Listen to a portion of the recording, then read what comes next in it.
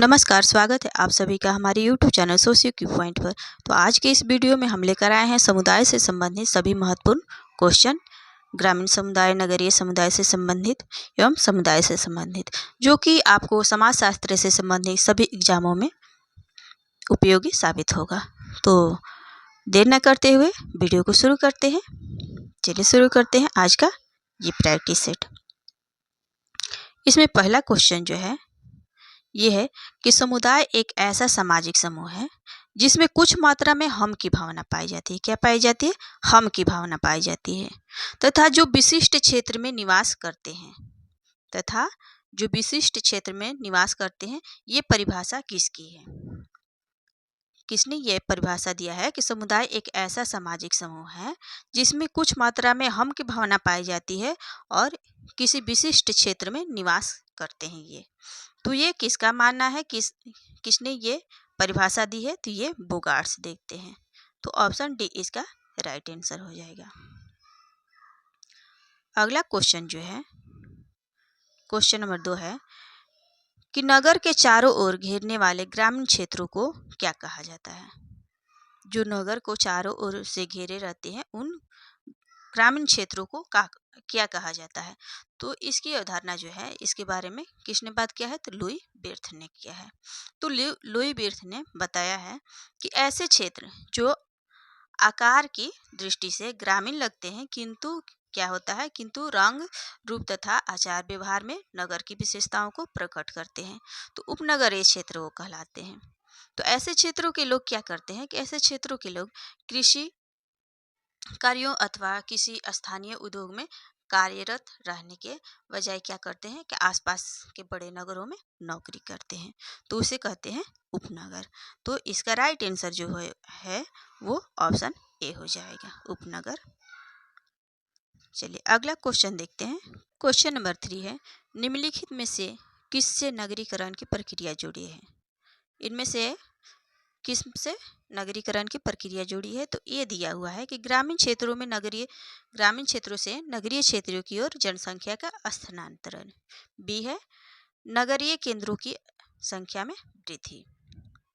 सी है कि नगरों में स्वाभाविक रूप से जनसंख्या वृद्धि या उपरोक्त सभी। तो ये इसमें क्या हो जाएगा? उपरोक्त सभी। इसका राइट आंसर जो है क्या हो जाएगा? उपरोक्त सभी।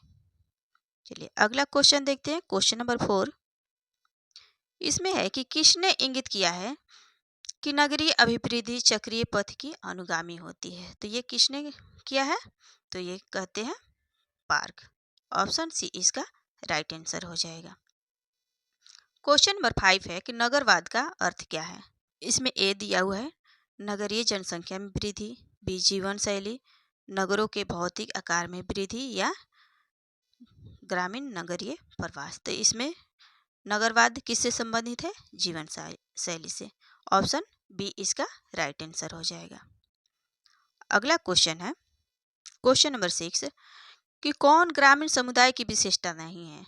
इसमें से ग्रामीण समुदाय की कौन सी विशेषता नहीं है ये बताना है।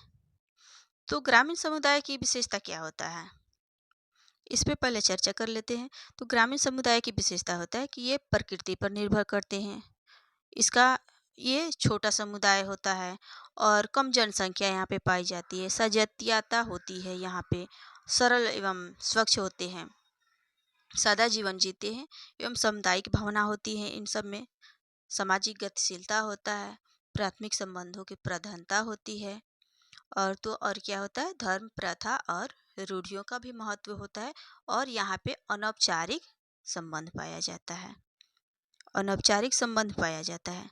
तो इसमें क्या हो जाएगा? आंसर इसका क्या हो जाएगा? इस तरह यहाँ पे क्या कह रहा है कि खेती हर व्यवस्था यानी कि प्रकृति से जुड़े हुए हैं, अंधविश्वास यानी कि किस चीज़ का है प्रधानता? यहाँ पे धर्म, प्रथा एवं रूढ़ियों को महत्व दिया जाता है, जजमानी व्यवस्था यहाँ पे पाया जाता है, लेकिन औपचारिक संबंध यहाँ पे नहीं पाया जाता है। यहाँ पे जो है औपचारिक संबंध नहीं पाया जाता है, यहाँ पे अनौपचारिक संबंध पाया जाता है ग्रामीण समुदाय में। औपचारिक समुदाय किसकी विशेषता है? तो ये नगरीय समुदाय की विशेषता है। तो इसलिए इसका राइट आंसर जो है ऑप्शन डी हो जाएगा। चलिए अगला क्वेश्चन देखते हैं। क्वेश्चन नंबर 7 इसमें है कि यह कथन किसका है? यह कथन किसका है कि नगरीयता एक जीवन शैली है। नगरीयता जो है एक जीवन शैली है, ये किसने बताया है? तो ये बताते हैं लुईस बिर्थ। तो ऑप्शन डी इसका राइट आंसर हो जाएगा। अगला क्वेश्चन जो है क्वेश्चन नंबर 8, एक समूह के रूप में जनजाति किससे सबसे अधिक समीप है? जनजाति जो है सबसे अधिक समीप किससे है? जाति से संबंधित है, वर्ग से, समिति से या समुदाय से? किससे संबंधित है? सबसे ज़्यादा समीप किसके है? तो ये हो जाएगा, कौन सा हो जाएगा? समुदाय के सबसे ज़्यादा समीप है। तो ऑप्शन डी इसका राइट आंसर हो जाएगा। चलिए अगला क्वेश्चन देखते हैं। क्वेश्चन नंबर 9 है कि बोगार्ट्स के अनुसार समुदाय के आवश्यक अंग क्या है? इसमें से कौन सा समुदाय का आवश्यक अंग है? तो कौन सा हो जाएगा? सामाजिक समूह, हम की भावना, निश्चित भूभाग या सभी? तो ये तीनों ही हो जाएगा, सामाजिक समूह, हम की भावना, निश्चित भूभाग। तो ये इसका राइट आंसर जो है ऑप्शन डी हो जाएगा, उपरोक्त सभी। चलिए अगला क्वेश्चन देखते हैं। क्वेश्चन नंबर 10 इसमें है, तो क्वेश्चन नंबर 10 है, ग्रामीण समाज किस प्रकार का समाज है? ग्रामीण समाज जो है किस प्रकार का समाज होता है? सरल समाज होता है, जटिल समाज होता है, आदिम समाज होता है या विषम रूपी समाज होता है? तो ग्रामीण समुदाय समाज क्या होता है? ये सरल समाज होता है। ऑप्शन ए इसका राइट आंसर हो जाएगा। चलिए अगला क्वेश्चन देख लेते हैं। अगला क्वेश्चन जो है क्वेश्चन नंबर 11 कि लघु समुदाय पालने से लेकर शमशान तक के जीवन का संयोजन है, किसने कहा है? तो ये कहते हैं रॉबर्ट रेडफील्ड। ऑप्शन बी इसका राइट आंसर हो जाएगा। चलिए अगला क्वेश्चन देख लेते हैं। क्वेश्चन नंबर 12 है कि निम्नलिखित में से कौन सी विशेषता समुदाय की नहीं है? इसमें से कौन सा विशेषता जो है वो समुदाय का नहीं है, ये बताना है। तो समुदाय का विशेषता सबसे पहले जान लेते हैं। समुदाय की विशेषता क्या होता है कि इसमें निश्चित क्षेत्र होता है। क्या होता है कि निश्चित क्षेत्र होता है। इसमें सामुदायिक भावना पाई जाती है। किसमें? समुदाय में सामुदायिक भावना पाई जाती है। समान जीवन शैली होती है, वहाँ पे समान संस्कृति होती है, एक विशिष्ट नाम होता है और स्थायित्व होता है। इसमें मूर्तता पाई जाती है एवं आत्मनिर्भरता भी पाई जाती है। इसकी अनिवार्य सदस्यता होती है और इसके व्यापक उद्देश्य आदि इसकी विशेषताएं हैं। तो इसमें क्या हो जाएगा आंसर इसका? निश्चित स्थानीयता तो होता ही है, सामुदायिक भावना भी होता है, समान जीवन शैली भी होता है, लेकिन ऐच्छिक सदस्यता नहीं होता है। यहाँ पे क्या हो जाएगा? यहाँ पे ऐच्छिक सदस्यता नहीं होता है, अनैच्छिक अनिवार्य सदस्यता होता है। यानी कि जिस समाज में हम लोग रहते हैं, जहाँ पे हमारा गांव होता है, घर होता है, उसके सदस्य तो हम लोग ऐसे ही बन जाते हैं, उसकी सदस्यता ली नहीं जाती है। यानी कि ऐच्छिक नहीं होता है, वो अनिवार्य होता है कि हम उसके सदस्य बन जाते हैं। चलिए अगला क्वेश्चन देख लेते हैं। क्वेश्चन नंबर 13 है कि लोक नगरीय अंतर संबंधों के प्रक्रम में उच्च संस्कृति निष्ठ कुछ तत्व किसी एक या किसी अन्य लघु परंपरा का अंग बनने के लिए नीचे तक बनकर किसी स्थानीय संदर्भ में जुड़ जाते हैं। तो इस प्रक्रिया को क्या कहते हैं? इस प्रक्रिया को क्या कहते हैं? संस्कृतिकरण कहते हैं, स्थानीयकरण कहते हैं, विकेंद्रीकरण कहते हैं या सार्वभौमिकरण कहते हैं। तो इसको क्या कहेंगे? इसको स्थानीयकरण कहेंगे। इसको क्या कहेंगे? स्थानीयकरण कहेंगे। तो राइट आंसर ऑप्शन बी हो जाएगा। चलिए अगला क्वेश्चन देखते हैं हम लोग। Question number 14। क्वेश्चन नंबर 14 है कि समाज को गेमसॉफ्ट और गेसेलसॉफ्ट में वर्गीकृत किसने किया है? तो ये करते हैं टॉर्निच। ऑप्शन सी इसका राइट आंसर हो जाएगा। अगला जो क्वेश्चन है क्वेश्चन नंबर 15, समुदाय वह लघुतम क्षेत्रीय समूह है जिसमें सामाजिक जीवन के सभी पक्ष समाहित होते हैं। यह परिभाषा किसने दी है? समुदाय एक लघुतम क्षेत्रीय समूह है जिसमें सामाजिक जीवन के सभी पक्ष समाहित होते हैं। ये परिभाषा जो है किसने दिया है? तो ये देते हैं किंग्सले डेविस। तो राइट आंसर ऑप्शन ए हो जाएगा, Kingsley Davis. Question number 16। Question number 16 है कि लोक नगरीय सांतत्य का विचार निम्नलिखित देशों में कहाँ से किए गए अध्ययनों के आधार पर विकसित हुआ? तो कहाँ से विकसित हुआ था? तो इसकी लोक नगरीय सांतत्य की बात किसने की है, किसने अवधारणा दिया है? तो ये रॉबर्ट रेडफील्ड देते हैं। इन्होंने किस गांव का अध्ययन किया था? मैक्सिको का। मैक्सिको के एक गांव है टेपुलजान। क्या है? टेपुलजान।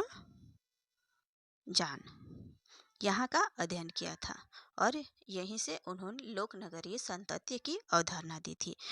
तो इस तरह इसका राइट आंसर क्या हो जाएगा? इसका राइट आंसर जो है ऑप्शन ए हो जाएगा, मैक्सिको से ये विकसित हुआ। चलिए अगला क्वेश्चन देख लेते हैं। Question number 17। निम्न विचारकों में से किस एक ने मत व्यक्त किया कि भारतीय गांव की आत्मनिर्भरता एक मिथक है? भारतीय गांव की आत्मनिर्भरता क्या है? एक मिथक है। ये किसका विचार है? तो ये विचार है, ये किसने कहा है? तो ये में एम.एन. श्रीनिवास कहते हैं। ऑप्शन डी इसका राइट आंसर हो जाएगा। चलिए अगला देख लेते हैं। Question number 18। क्वेश्चन नंबर 18 है कि निम्नलिखित में से कौन सा एक समुदाय का आवश्यक लक्षण नहीं है? इसमें समुदाय का कौन सा एक आवश्यक लक्षण नहीं है ये बताना है। भौगोलिक अवस्थिति होता है, सामाजिक सजातीयता होता है, सामुदायिक भावना होता है, लेकिन स्थिर सरकार जो है वो नहीं होता है। तो इसलिए इसका राइट आंसर जो है ऑप्शन डी हो जाएगा।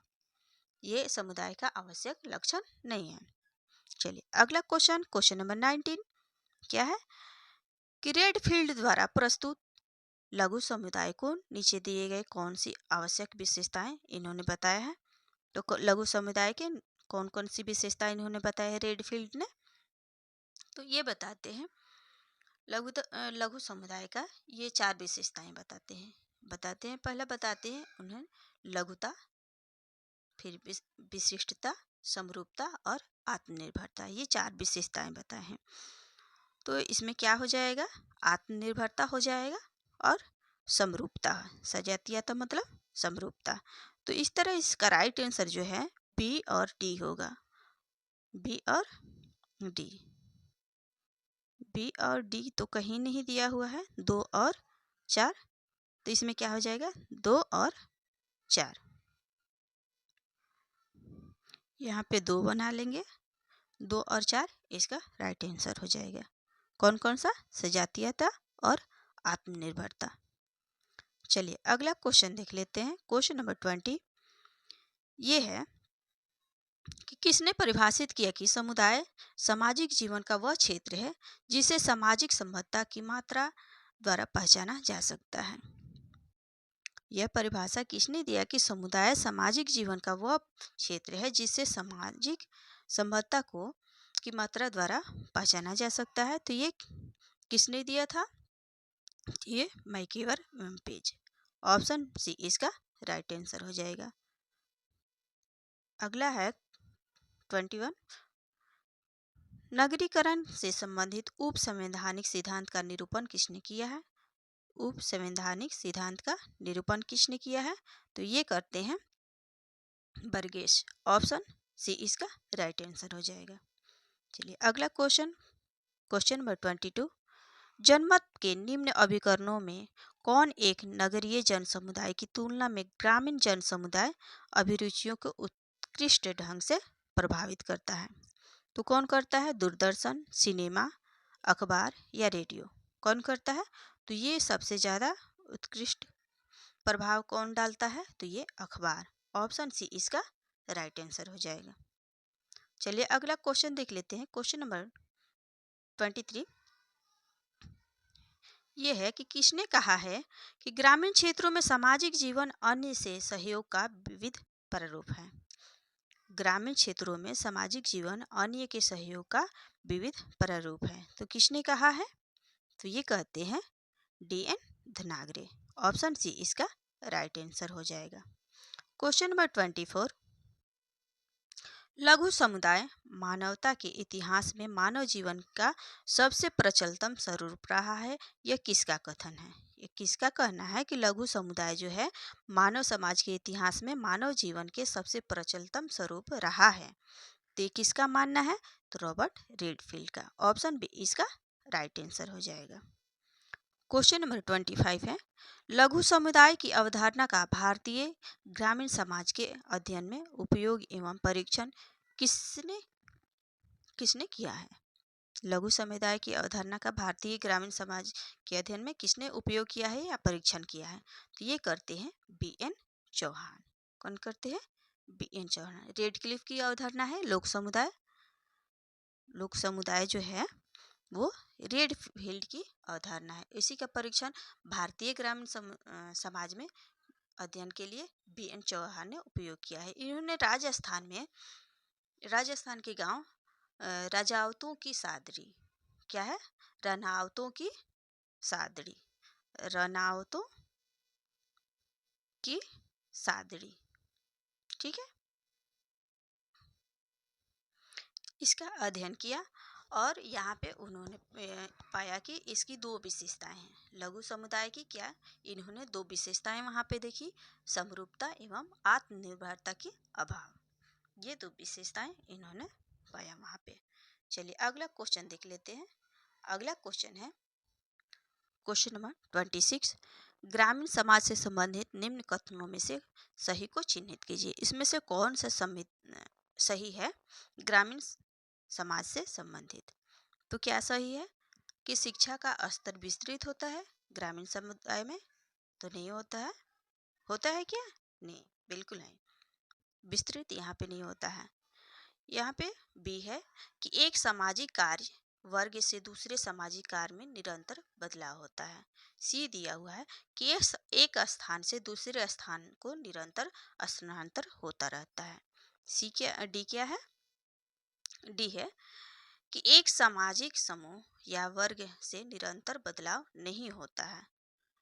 तो क्या हो जाएगा इसका राइट आंसर? इसका राइट आंसर यही हो जाएगा कि वह एक क्या होता है, एक सामाजिक समूह या वर्ग से निरंतर बदलाव नहीं होता है। क्या गांवों में एक समाज से दूसरे समाज में निरंतर बदलाव होता है? नहीं होता है। तो ऑप्शन डी इसका राइट आंसर हो जाएगा। चलिए अगला क्वेश्चन देखते हैं। क्वेश्चन नंबर 27, ग्रामीण का मूल्य तत्व कृषि है। ग्रामीणों का मूल तत्व क्या है? कृषि है, अन्यथा वह सिर्फ एक विश्लेषणात्मक उपकरण है। किसने यह मत प्रस्तुत किया है? ये मत किसने प्रस्तुत किया है कि ग्रामीण का मूल्य तत्व कृषि है, अन्यथा वह सिर्फ एक विश्लेषणात्मक उपकरण है? तो ये मानना है किनका? तो ये ऑप्शन सी इसका जो है राइट आंसर हो जाएगा, टिफिन है एवं डब्ल्यू फॉक। चलिए अगला क्वेश्चन देख लेते हैं। क्वेश्चन नंबर 28, यह है कि ग्रामीण समाज की नगरीय समाज से भिन्नता बताने के लिए सोरोकी ने निम्नलिखित में से किन मानदंडों को अपनाया था? इनमें से किन मानदंडों को अपनाया था उन्होंने? तो ये क्या हो जाएगा? इसमें कोड दिया हुआ है, इसे बताना होगा। इसमें है व्यवसाय, क्या दिया हुआ है? व्यवसाय, विषमता, अंतःक्रिया की व्यवस्था, जनसंख्या का आधार और गतिशीलता। तो इसका जो राइट आंसर जो है वो क्या हो जाएगा? इसमें कौन कौन सा होगा? विषमता, क्या हो जाएगा? विषमता और जनसंख्या का आधार और गतिशीलता। तो इस तरह राइट आंसर जो है इसका हो जाएगा 2, 4 और 5। 2, 4 और 5। तो इसमें 2, 4 और 5 नहीं है, तो इस तरह इसका कोई भी ऑप्शन सही नहीं है। तो यहाँ बना लेंगे 2, 4 और 5। चलिए अगला देख लेते हैं। टाइपिंग में थोड़ा सा मिस्टेक हो गया है, उसको नज़रअंदाज कीजिएगा, ठीक है। चलिए आगे देखते हैं हम लोग। क्वेश्चन नंबर 29, मलिन बस्ती को जाना जाता है। मलिन बस्तियों को किस लिए जाना जाता है? तो ये जाना जाता है ग्रामीण नगरीय ग्राम के रूप में। इसको नगरीय ग्राम के रूप में जाना जाता है। ऑप्शन डी इसका राइट आंसर हो जाएगा। चलिए अगला क्वेश्चन है 30 नंबर। क्वेश्चन नंबर 30 है कि वह स्थान जहां आबादी का 2/3 भाग कृषि में तथा 1/3 भाग द्वितीयक एवं तृतीयक व्यवसायों में लगा हुआ है, उसे कहना बेहतर होगा। क्या कहना बेहतर होगा? उस समाज को क्या कहेंगे हम लोग? तो उस समाज को कहेंगे, क्या कहेंगे? ग्रामीण कस्बा। यानी कि वो अभी विकास करने के मोड़ पे है, यानी कि वो विकास के ओर उन्मुख है। तो ऑप्शन सी इसका राइट आंसर हो जाएगा, ग्रामीण कस्बा। चलिए अगला क्वेश्चन है 31। क्वेश्चन नंबर 31 है कि समुदाय को परिभाषित करने वाली विशेषता को पहचानिए। इसमें से किस किस से ये साबित होता है कि समुदाय की ये विशेषता है? तो विचार पूर्वक स्थापना। क्या समुदाय का विचार पूर्वक स्थापना होता है? बिल्कुल नहीं होता है। ऐच्छिक सदस्यता? बिल्कुल नहीं होता है। वहाँ पे तो अनैच्छिक सदस्यता होती है, यानी कि अपने आप उसकी सदस्यता मिल जाती है। निश्चित भौगोलिक स्थिति जरूर होती है। मूर्त संगठन नहीं होता है। क्या होता है इसमें? मूर्त संगठन नहीं होता है।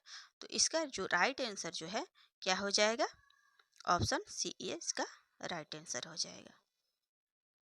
ऑप्शन सी इसका राइट आंसर हो जाएगा। निश्चित भौगोलिक स्थिति होती है, निश्चित क्षेत्र उसका रहता है। तो चलिए अगला क्वेश्चन देख लेते हैं। क्वेश्चन नंबर 32 है, नगरीय जीवन की मुख्य समस्या क्या है? इसमें नगरीय जीवन की समस्या बताना है कि क्या है। तो आरामदायक जीवन के लिए आवास खोजना, ये नगरीय जीवन के लिए समस्या है? नहीं है। नज़दीकी व्यवसायिक संबंधों को विकसित करना, या शिक्षित करना बच्चों को, या मनोरंजन की सुविधाओं की प्राप्ति। तो ऐसा कुछ है क्या कि नगरीय जीवन में ये समस्या आती है, शिक्षा में कोई समस्या आती है, शिक्षा ग्रहण करने में या मनोरंजन के लिए? ऐसा कुछ नहीं है। आरामदायक जीवन के लिए आवास भी मिल जाते हैं। तो इसमें समस्या क्या है? नज़दीकी व्यक्तिगत संबंधों का विकास। क्योंकि यहाँ पे जो है नगरीय जीवन की विशेषता क्या होता है नगरीय समाज की? तो यहाँ पे क्या होता है? अनौपचारिक संबंध पाए जाते हैं। यहाँ पे औपचारिक संबंध पाया जाता है, यानी कि नज़दीकी संबंध वाले वहाँ पे उतने नहीं मिलते हैं। तो राइट आंसर जो है इसका क्या हो जाएगा? ऑप्शन बी इसका राइट आंसर हो जाएगा। चलिए अगला देखते हैं। Question number 33। क्वेश्चन नंबर 33 है कि निम्नलिखित में से कौन एक समुदाय को संस्थापित करता है? इसमें से कौन सा समुदाय है ये हमें बताना है। तो इलाहाबाद में बंगाली ब्राह्मण, ये समुदाय की विशेषता समुदाय को इंगित कर रहा है कि या नहीं कर रहा है? श्रमिक संघ आंदोलन, या भारतीय समाज, या भारतीय मूल के लोग। तो भारतीय मूल के लोग को कह सकते हैं, किसको कह सकते हैं? तो इनमें से हम कह सकते हैं इलाहाबाद के बंगाली ब्राह्मण को क्या कह सकते हैं? एक समुदाय में संस्थापित करता है कि हाँ हम इलाहाबाद में बंगाली ब्राह्मण, इलाहाबाद में तो वो रह रहे हैं लेकिन बंगाली ब्राह्मण समुदाय के रूप में रह रहे हैं वो, यानी कि वो समुदाय को इंगित कर रहे हैं। ऑप्शन ए इसका राइट आंसर हो जाएगा। चलिए अगला क्वेश्चन नंबर 34। भारतीय संदर्भ में सामान्यतः नगरीय का अर्थ होता है। भारतीय संदर्भ में नगरीय का अर्थ क्या होता है? इसमें ए दिया हुआ है, समुदाय जहां जनसंख्या का घनत्व निम्न हो तथा आधुनिक सुविधाओं का भोग करता हो। तो समुदाय जहाँ पे जनसंख्या का घनत्व निम्न हो वो नगर होता है? नहीं होता है। और बी दिया हुआ है, जनसंख्या आकार तथा घनत्व का प्रकार। सी है अभिजात वर्ग का स्थिर निवास। डी है व्यक्तियों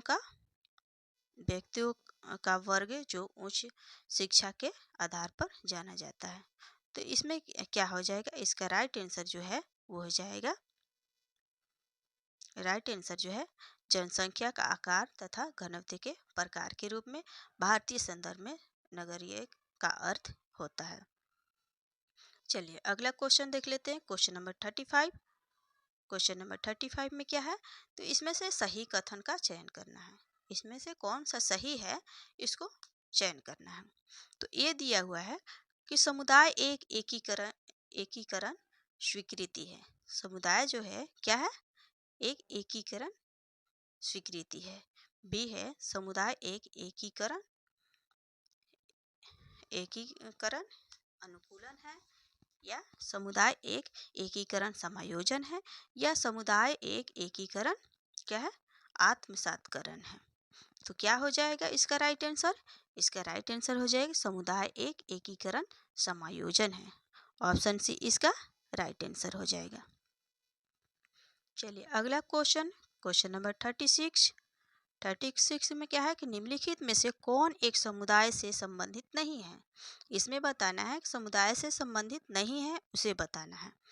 तो स्थानीयता, ए दिया हुआ स्थानीयता, बी है सामुदायिक संवेग, सी है व्यक्तिगत स्वार्थ, और डी है सामान्य जीवन की मूलभूत दशाओं में भाग लेना।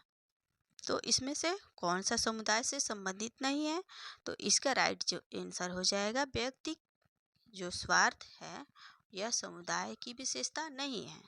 व्यक्तिगत स्वार्थ जो होता है वो समुदाय की विशेषता नहीं है। तो राइट आंसर जो है ऑप्शन सी इसका हो जाएगा। चलिए अगला क्वेश्चन देख लेते हैं हम लोग। क्वेश्चन नंबर 37 है कि समुदाय की पहचान यह है कि व्यक्ति अपना संपूर्ण जीवन पूर्ण रूप से उसी में व्यतीत करता है। समुदाय की यह पहचान है कि व्यक्ति जो है अपना संपूर्ण जीवन उसी में यानी कि समुदाय में ही व्यतीत करता है। ये किसने कहा है, तो ये कहते हैं ऑगबर्न। तो राइट आंसर इसका ऑप्शन सी हो जाएगा। चलिए अगला क्वेश्चन है कि निम्नलिखित में से किसने एक ग्रामीण जीवन की प्रमुख विशेषता है। निम्नलिखित में से कौन सा एक जो है ग्रामीण जीवन की विशेषता है। तो इसमें क्या है, पहला दिया गया है परिवारवाद, ऋणग्रस्तता, गतिशीलता या मुकदमेबाजी। ये इसमें से ग्रामीण विशेषता आपको क्या लग रहा है, इसमें से ग्रामीण विशेषता हो जाएगा परिवारवाद। यहाँ पे क्या पाया जाता है, परिवारवाद ज़्यादा पाया जाता है। तो ऑप्शन ए इसका राइट आंसर हो जाएगा। क्वेश्चन नंबर 39 है, क्वेश्चन नंबर 39 है कि नगरवाद का अर्थ होता है। नगरवाद का अर्थ क्या होता है, इसमें ए दिया हुआ है नगरीय जनसंख्या की वृद्धि, बी है नगरीय जीवन पद्धति, सी है नगरों का मौलिक विकास, और डी है ग्रामीण नगरीय प्रवचन। तो इसका राइट आंसर जो है क्या हो जाएगा, नगरीय जीवन पद्धति। नगरवाद का क्या अर्थ हो जाएगा, नगरीय जीवन पद्धति। ऑप्शन बी इसका राइट आंसर हो जाएगा। क्वेश्चन नंबर 40 है कि इंडियन विलेज नामक पुस्तक के लेखक कौन है। इंडियन विलेज नामक पुस्तक के लेखक कौन है, तो ये होंगे कौन, एस.सी. दुबे। ऑप्शन बी इसका राइट आंसर हो जाएगा। तो एस.सी. दुबे जो है वो किसका किस कौन से बुक लिखते हैं, तो इंडियन विलेज। जबकि विलेज इंडिया ये मैकिम मेरिट की पुस्तक है। ये जो है एग्जाम में बहुत आता है ये वाला क्वेश्चन, और लोग कंफ्यूज हो जाते हैं कि विलेज इंडिया किसने लिखा है और इंडिया विलेज किसने लिखा है, विलेज इंडिया किसने लिखा है। तो इसी तरह का एक और भी बुक है जो कि है इंडियाज विलेजेज जो है श्रीनिवास की बुक है। तो India's changing villages SC. Dubey का है। तो ये चारों बुक जो है ज़्यादातर एग्जामों में आते हैं, तो इस पर आप ज़रूर ध्यान दीजिएगा। कौन कौन सा है, इंडियन विलेज किसका है, एस.सी. दुबे का है। विलेज इंडिया किसका है, मैकिम मेरिट का है। India's villages M.N.. श्रीनिवास का है। इंडियाज चेंजिंग विलेजेज किसका है, एस.सी. दुबे का है। चलिए अगला क्वेश्चन जो है क्वेश्चन नंबर 41 निम्नलिखित में से कौन एक ग्रामीण समाज से संबंधित है? इसमें से ग्रामीण समाज से कौन संबंधित है? तो परिवर्तन परिवर्तन संबंधित है, या गतिशीलता, नियम शून्यता, या कृषि? तो इसमें बहुत ही आसान है, कौन सा हो जाएगा? कृषि। किससे संबंधित है? तो कृषि। ऑप्शन डी इसका राइट आंसर हो जाएगा। क्वेश्चन नंबर 42 है। 42 क्या है कि ग्रामीण समुदाय को नगरीय समुदाय से भिन्न करने के लिए निम्नलिखित में से कौन सा आधार सही है, जो ग्रामीण समुदाय को नगरीय समुदाय से अलग करता है? ये आधार कौन सा है? वर्ग पृथकीकरण, या जाति पृथक्करण, या श्रम विभाजन, या सामाजिक संबंधों के प्रकार? तो कौन सा हो जाएगा? सामाजिक संबंधों का प्रकार। इसका राइट आंसर जो है ऑप्शन डी हो जाएगा। क्वेश्चन नंबर 43 है कि समुदाय का वर्गीकरण आदिम, पूर्व औद्योगिक, औद्योगिक और महानगरीय समुदाय के रूप में किसने किया है? समुदाय का वर्गीकरण किसने किया है इस तरह? आदिम, पूर्व औद्योगिक, औद्योगिक और नगरीय समुदाय। तो ये किसने किया है? तो ये करते हैं कार्टिस। ऑप्शन डी इसका राइट आंसर हो जाएगा, कार्टिस और कुलमैन। चलिए अगला क्वेश्चन, क्वेश्चन नंबर 44 है। एक नगर में रहने वाले लोगों को संबोधित करने के लिए कौन सी अवधारणा का प्रयोग किया जाएगा? जो एक ही नगर में रहते हैं उसको हम लोग क्या बोल सकते हैं? समुदाय बोल सकते हैं, समाज बोल सकते हैं, समिति बोल सकते हैं, या संस्था बोल सकते हैं। तो जो एक नगर में रह रहा है उसका निश्चित क्षेत्र है ना, जो नगर में रह रहा है। तो इसका राइट आंसर जो क्या हो जाएगा? ऑप्शन सी इसका, ऑप्शन ए इसका राइट आंसर हो जाएगा। क्या हो जाएगा? समुदाय, क्योंकि वो एक परिधि में रह रहे हैं, है ना। समाज तो पूर्ण हो जाएगा, समिति भी नहीं है, संस्था भी नहीं है, ये सब नहीं है। समुदाय, ये इसका राइट आंसर हो जाएगा। चलिए अगला क्वेश्चन देख लेते हैं।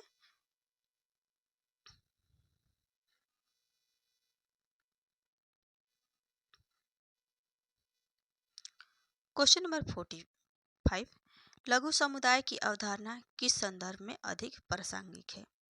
लघु समुदाय किससे संबंधित है? तो ये ग्रामीण समुदाय से संबंधित है। ऑप्शन ए इसका राइट आंसर हो जाएगा। ये कृषक समुदाय, मुस्लिम समुदाय और ईसाई समुदाय से नहीं संबंधित है। चलिए अगला क्वेश्चन देखते हैं, क्वेश्चन नंबर 46, निम्न में से कौन सी विशेषता नगरीय समुदाय की है? इनमें से कौन सी विशेषता जो है नगरीय समुदाय की है? तो ये गैर कृषि व्यवसाय नगरीय समुदाय की विशेषता है, जब और बड़ा आकार भी होता है नगरीय समुदाय का, और अधिक जनसंख्या घनत्व भी होता है नगरीय समुदाय में। तो इसलिए इसका राइट आंसर जो है ऑप्शन डी हो जाएगा। ये सभी गैर कृषि व्यवसाय, बड़ा आकार और अधिक जनसंख्या घनत्व। क्वेश्चन नंबर 47 है कि नगरीय जीवन पद्धति के लिए नगरीयता की अवधारणा किसने प्रतिपादित किया है? तो नगरीयता की अवधारणा किसने दिया है? तो ये देते हैं बिर्थ। तो ऑप्शन डी इसका राइट आंसर हो जाएगा। अगला क्वेश्चन है क्वेश्चन नंबर 48, निम्नलिखित में से कौन सा तत्व समुदाय को गोत्र से अलग करता है? यानी कि गोत्र और समुदाय में क्या फर्क है, ये कौन सा ये बताता है। तो दोनों में भी हम की भावना पाई जाती है, गोत्र और समुदाय में दोनों में ही हम की भावना पाई जाती है। समुदाय का अनुशासन दोनों में ही पाया जाता है, लोगों का समूह दोनों में ही पाया जाता है, लेकिन निर्दिष्ट भौगोलिक क्षेत्र ये दोनों में नहीं पाया जाता, ये सिर्फ समुदाय में पाया जाता है। तो इसका राइट आंसर जो है क्या हो जाएगा? ऑप्शन डी हो जाएगा। चलिए अगला क्वेश्चन देखते हैं, क्वेश्चन नंबर 49, निम्नलिखित में से कौन नगरीय समुदाय की विशेषता नहीं है? इसमें से नगरीय समुदाय की विशेषता नहीं है ये बताना है। गतिशीलता जरूर है, ये तो नगरीय समुदाय की विशेषता है। कृत्रिमता ये भी है, मुद्रा अर्थव्यवस्था ये भी है, और सामाजिक समरूपता ये बिल्कुल नहीं है। क्या नहीं है? सामाजिक समरूपता नहीं होता है, सामाजिक विषमरूपता पाया जाता है नगरीय समुदाय में। तो इसलिए इसका राइट आंसर जो है क्या हो जाएगा, इसका राइट आंसर ऑप्शन डी हो जाएगी, क्योंकि यहाँ पे पूछ रहा है कि विशेषता कौन सा नहीं है। तो सामाजिक समरूपता ये विशेषता नहीं है, ये ग्रामीण समुदाय का विशेषता है। चलिए अगला क्वेश्चन है और लास्ट क्वेश्चन है, क्वेश्चन नंबर 50। समाजशास्त्रीय दृष्टिकोण से कौन सा उदाहरण समुदाय की रचना दर्शाता है? इसमें से कौन सा समुदाय की रचना दर्शाता है? जेल, ग्राम या सेवा आश्रम या आवासीय समूह। तो ये इसमें से कौन सा आपको लग रहा है? ये हो जाएगा कौन सा? ये हो जाएगा ग्राम। ग्राम एक पूर्ण समुदाय है। लेकिन हालांकि मैकावर एवं पेज जो है, मैकावर एवं पेज इन सभी यानी कि जेल, सेवा आश्रम और आवासीय समूह, इनको समुदाय मानते हैं, पर ये सभी जो है समुदाय नहीं, सीमावर्ती समुदाय के अंतर्गत आते हैं। तो इसलिए इसका राइट आंसर जो है वो सही हो जाएगा बी ही इसका राइट आंसर हो जाएगा, ग्राम। ये पूर्ण रूप से समुदाय है। तो वीडियो को लास्ट तक देखने के लिए आपका बहुत बहुत धन्यवाद।